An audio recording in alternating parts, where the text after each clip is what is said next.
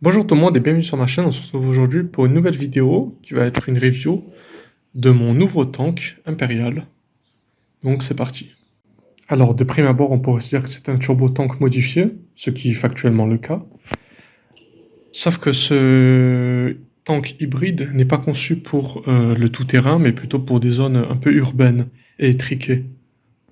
Ce véhicule possède 6 roues, 3 de chaque côté, 2 canons laser à l'avant et 2 lanceurs de roquettes sur chaque côté. Alors la cabine est légèrement plus grande que celle du Republic Juggernaut, Lego officiel, sorti en 2025. Et contrairement à ce précédent modèle, nous avons une trappe en haut. Nous pouvons y placer une figurine, bien entendu. Et je dois admettre que le rendu est plutôt pas mal.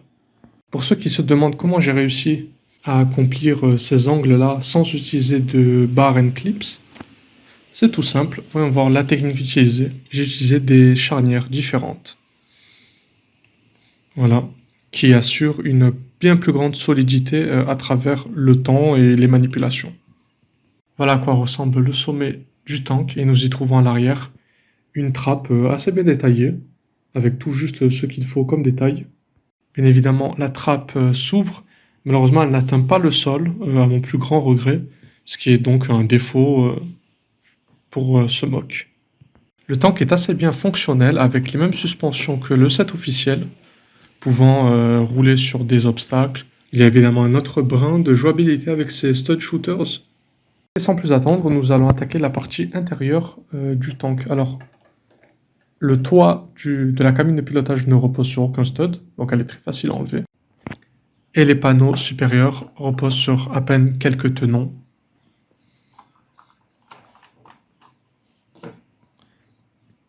Donc voilà à quoi ressemble l'intérieur. Nous avons des axes techniques ici, qui fait en sorte que le tank soit très solide. Aucun problème au niveau de la solidité du modèle. Et le compartiment des troupes est modérément spacieux, ce qui permet le transport de quelques Stormtroopers.